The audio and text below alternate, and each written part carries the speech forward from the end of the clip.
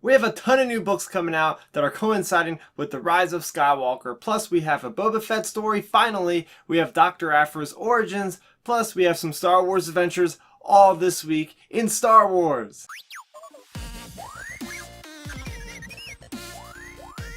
Hello everybody and welcome to the channel. My name is Starrapter, and as always I'm super pumped to talk to you guys about Star Wars. Anything like the comics, novels, TV series is fair game for me to explain and talk about because every week we have new releases and it's been really going crazy lately. So let's get into all the new stuff that was revealed on May the 4th, Star Wars Day. Lucasfilm didn't let us down. They certainly did not, because they released a bevy of new Star Wars material. They have the journey to Rise of Skywalker. So yes, we have tons of new content coming out that's going to be spaced over about a duration of 2 months. So let's get right into it. On October 4th, which is coinciding with Triple Force Friday, not only is it going to be the Rise of Skywalker, but you're going to have The Mandalorian. You're going to have Jedi Fallen Order merchandise like toys and whatnot. So we have this book coming out. It's a young reader novel from Disney Lucasfilm Press. We have Spark of the Resistance, written by Justina Ireland, who also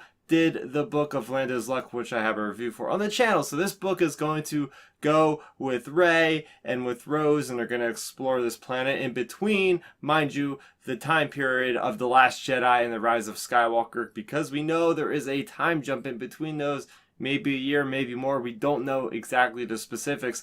Next up, also in October, on October 9th, we have a brand new 4-part Marvel miniseries called Allegiance. And this is written by Ethan Sachs with artwork by Luke Ross. That's a hell of a team up there for the writer and the artist. Love both of those guys' work so far in Marvel Comics. And this one has Leia, who is going to Mon Cala to try to recruit the help of the Mon Calamari to build more warships. So yes, that to me is super intriguing. Next up for October 3rd, we have Star Wars Adventures. They have 3 different issues coming out in the lead up to the Rise of Skywalker that are in this miniature kind of arc. And it is written by John Barber and Mike Morisi, who also wrote Flight of the Falcon. Now this one's super intriguing as well because it has to deal with the Wookiees on Kashyyyk. So apparently the Wookiees are resistant against the First Order. And man, you gotta feel bad for these Wookiees, right? Because first they had the problems with the Separatists, then you had the clones that moved in,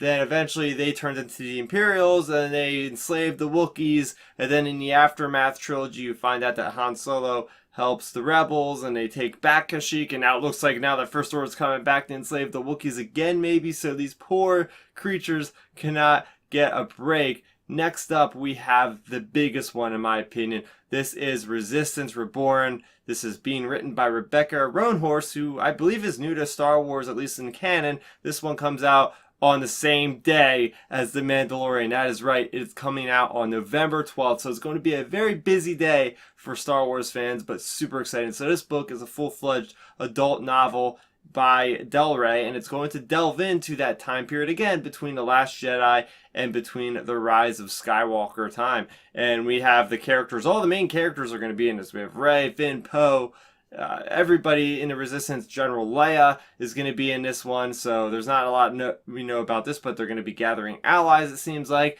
Next up, a couple of days later, or actually a week later, on November 19th, from Disney Lucasfilm Press, we have a young adult novel. This one's called Force Collector. Now this one's actually before the events of The Force Awakens. It follows this young scavenger kind of dude who is apparently Force sensitive. He's collecting these artifacts that have something to do with the Force, and yeah, you can speculate a lot about who this character might be. He's probably going to be in the Rise of Skywalker if he's getting a book that's in the journey to the Rise of Skywalker. So how powerful in the Force is this character? Why is it significant that he's part of the story? Cannot wait to find out more about that. And of course, as always, on the release date of the Rise of Skywalker, which is December 20th, we have another visual dictionary by Pablo Hidalgo, of course. And one final note I want to make mention to is Matt Martin from the Lucasfilm Story Group did come out and confirm that a lot of these Galaxy's Edge stories are also going to sort of tie into the same era with the Rise of Skywalker, or the Journey to Rise of Skywalker stories. So we might see a little bit of crossover in a way. We have the Black Spire novel where Leia is sending V. Maradi from Phasma to go scout out Batuu for some resistance kind of headquarters, as well as the Crash of Fate from Zerata, who's writing as Zerata, and she's going to be talking about these two characters that, romance on Batuu. So there's going to be some crossover there for sure. But other than that, man, this is huge. So much content in general for Star Wars, right? We're looking at it right now. We have comics coming out every week in the last couple weeks. They've been very consistent with having 3 issues a week. That's a lot. If you fall off board, man, it's hard to get back on track with 3 issues every single week. Mind you, we just had Dooku Jedi Lost. I have my review on the channel now. But then next month, in June, we're going to have Alphabet Squadron. The next month after that, we're going to have Thrawn Treason. The next month after that, we're going to have Crash of Fate. We're going to get more into the Galaxy's Edge in September. That's when we're going to get Black Spire.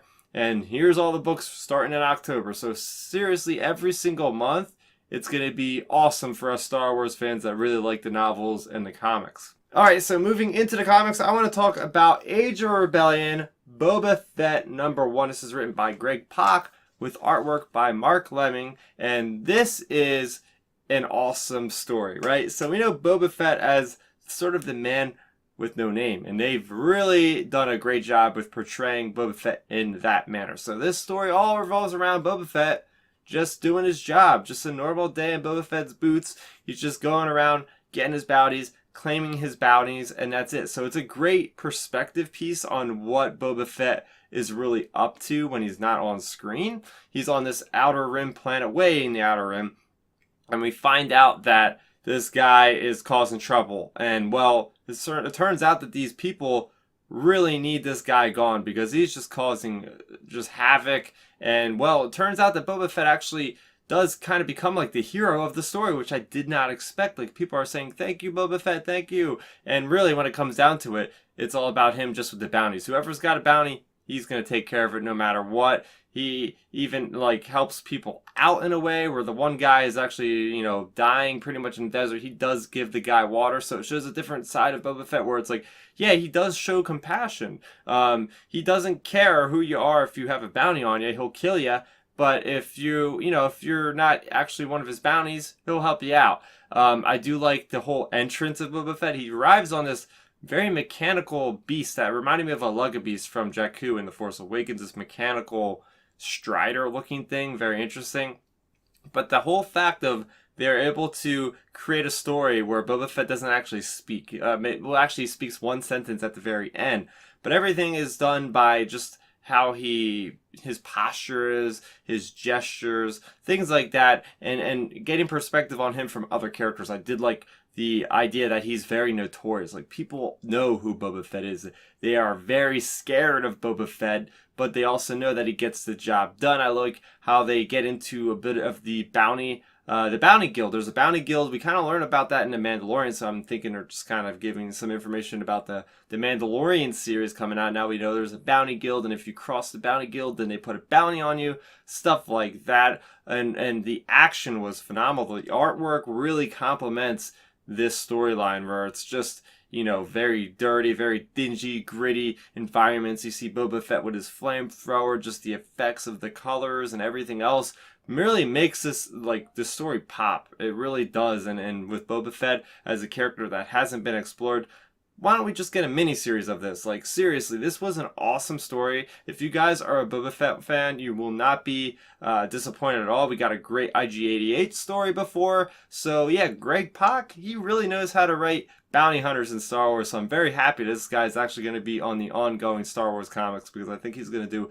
an excellent job adding more layers to our favorite characters of Star Wars. Moving over to one of my favorite Star Wars comics so far, it's been Dr. Aphra. This starts a new storyline, The Unspeakable Rebel SuperWeapon. Such a crazy title for an arc, but it really fits the character of Dr. Aphra. And this is issue number 32. This is the only other comic to get this far beneath Star Wars flagship, right? So we had Poe Dameron and issue number 31. So we have Dr. Aphra still going on. It really tells you about the success of Dr. Aphra and how everybody really is just attaching themselves to this character. And in this issue, we get back to the roots of Dr. Aphra. She is back in her archaeology, Indiana Jones kind of origins that we first met her in. She's actually taking this character of Vulata under her wing after what happened on the one previous planet Milvane, right? She escaped. We thought she was dead. Well, apparently she hasn't been dead, and it's been about 2 months after those events, and she's taken Vulata under her wing as sort of her mentor in a way, which is pretty cool because she actually seen herself, her younger self in Vulata. So we get a lot of flashbacks in this particular issue, which goes into the relationship of Aphra about 20 years ago, right with the start of the Empire. You have her father, who's an archaeologist. You see how crazy he is about his work and about how eventually her mother takes her to leave him because he just cares too much about his work. It's going to get him in trouble. It's going to get them in trouble. She doesn't want that. We do find out that her mother gets killed by these raiders. And, well, throughout the story, we have these flashbacks that really help reflect Dr. Aphra's overall attitude toward being a mentor for this girl. And it just does a great job of really lending her personality and her ways of doing things, for sure. We do go to a point where we see none other than Captain Tolvan come back into the fold in Dr. Aphra. We have this Rebel Alliance intelligence service, this intelligence group that follows them to this planet where they're going to do this deal where they're going to get this loot that they found and sell it and make a ton of credits. And, well, Captain Tolvan's there, and she's leading the rebels. Who would ever thought this Imperial would eventually have this much development to become a captain in the Rebel Alliance? So that is where the issue left off. But I do like that we're getting more into the lore of the Jedi again. We had this ancient Jedi weapon. It's basically something that I think we might have seen in Charles Soule's and Giuseppe Camuncoli's Darth Vader comics, where it was Jocasta Nu wielding this like lightsaber energy firing weapon. Well, that's apparently what this dude had that got expelled out of the Jedi Order for this weapon that was just too potent, too dangerous, and I guess he was doing crazy things with it. So I like that, how we're getting into that. And again, just the overall arc, I think this is the most interesting thing, is seeing Dr. Aphra actually responsible for a kid. I mean, who would have thought?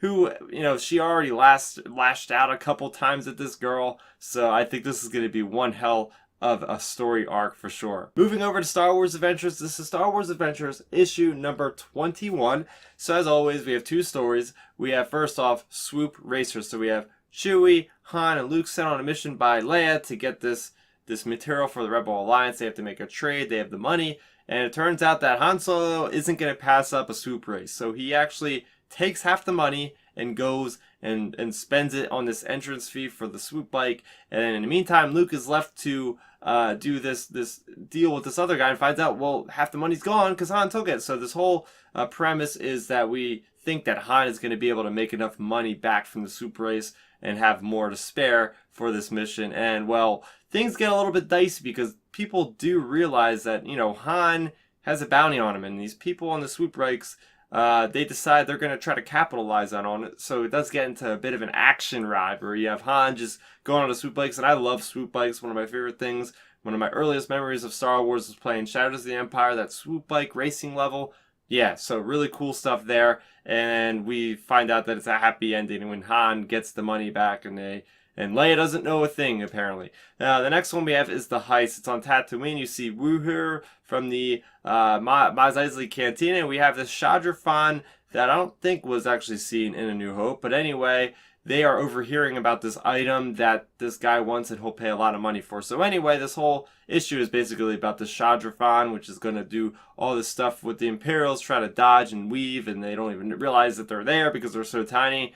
She ends up getting this device and getting money for it. And that's really all that story was about. Next up, we have a free comic book day. I hope you guys picked this one up on Saturday. We have Star Wars Adventures 2019 Free Comic Book Day edition. So this is actually part of Tales from Vader's Castle, which came out back in October. So the story is framed around the Tales from Vader Castle. We have Lena Graff and we have Crater. They're reminiscing about this one guy who is part of their team, and he went off to try to steal treasure. So then it throws them into this whole spiel about this story called Droid Hunters. And this one also focuses on Han and Chewie right after the events of Solo, as you can tell by Chewie's bandolier. So anyway, they hear about these 3 droids. One of these droids has the information to lead them to this extravagant treasure of this pirate queen. So they're doing all this kind of crazy stuff where they're tracking down these droids, which are not the right ones until finally they do find the right one. They get to this tomb of this pirate queen, and well, the treasure is the actual pirate queen herself, and they awaken this pirate queen from their sleep, and she goes off gallivanting and trying to take over the galaxy pretty much. And well, Han puts this ion emitter on the ship, triggers it, and bye bye pirate queen. So that's pretty much the gist of the story. Just another fun action romp for Star Wars adventures. Moving over to my questions of the week, the first one comes to me from Robin McCormick on Twitter. He asks, Star Wars Weekly, would it be fun to see MCU actors in Star Wars and Star Wars actors in the MCU? No. I mean, they could appear in the MCU, that's fine, but I have this thing in my head, I don't know if anybody else does, where if I know there's a new Star Wars actor that has been in something else coming out in a Star Wars movie, I will not watch any of their prior work. I want to have the visualization when I see this character in anything else. I want to be like, oh, that's the guy from Star Wars. I don't want to ever be the other way around, like, oh, that's the guy from Mission Impossible who's playing in Star Wars. That'll take me out of it. So I kind of prefer it being the one way first. So if there's a Star Wars actor that appears in MCU, we'll be like, oh, cool, that's Bail Organa, or whoever it could be. Like, it doesn't matter. And at that point, I'm like, yeah, Star Wars, that's the most important fandom for me. I don't want it to be kind of skewed because of some other character from other, be like, oh, that's Captain America in Star Wars. Like, that would kind of take me out of it, unless they had like a complete character rehaul with the person looking completely different and having a complete different accent. Then that could work. But yeah, for the most part, I'd rather just have my Star Wars people in a Star Wars movie and be done with it that way. So the next question comes to me on YouTube from commenter Raguvar Vasudev. He's awesome. He's always getting involved in the comment section, by the way. He's asking me, if the Millennium Falcon were to somehow be destroyed in the Rise of Skywalker, how would that make you feel? Would you be okay with it or not? Great question. Awesome question. So yes, there is a chance, being this is maybe the last Skywalker film in the saga, that's what they keep promoting, that maybe the last movie, the Falcon will finally go down. We've seen this thing get destroyed so many times or rebuilt in the comics, in the movies, everything. And well, at this point, the Millennium Falcon, even before Solo, the Millennium Falcon felt to me like a character in Star Wars. Everybody would always be on there. You have so many iconic scenes that were on the Falcon, and then you just have something like Solo, which goes in and throws a wrench in the equation in a good way, and where we find out one of the processing cores is none other than L337, Lando's companion droid. So now we really do think that Millennium Falcon is a character, at least I do for sure. So yeah, I think that would really hit me hard, like really hard, more than I expect right now, because again, I would just be picturing all these awesome moments of these characters, and how many times like Han had to smash on the console to get this thing to turn on, and how many times he mutters, come on baby, don't let me down, or actually Lando said that.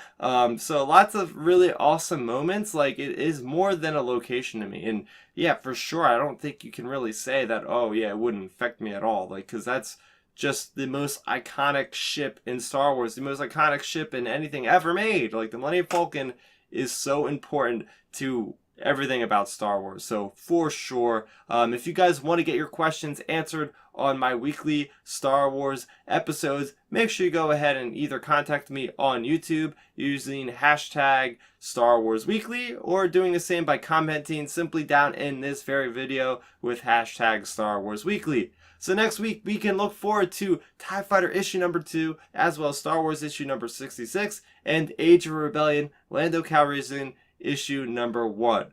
So what did you think about all of those Rise of Skywalker book announcements? Which one are you most excited for? And what did you think of all of the new comics that came out this week? Let's talk about it all in the comment section below. So I've been really busy on the channel lately. I've done Game of Thrones reviews. I just did a breakdown of the Jedi Fallen Order trailer. I've done the Dooku, Jedi Lost, and Master and Apprentice reviews. So make sure you go ahead and check those out. And if you're new to the channel, welcome. I do this video every single week with breaking down the latest in Star Wars. So if you like this content and you want to support the channel, simply subscribe and do hit that notification icon so you never miss another video. My name is Starrapter. Thank you so much for watching, and may the Force be with you always. Thanks for checking out the video. Please hit that thumbs up symbol. It helps me know that I'm making content that you guys enjoy. And if you enjoyed this video, I also include 2 videos down below you guys should check out. And please consider subscribing to this channel. It helps support me and it notifies you guys of when I get new videos up on the channel. You can also contact me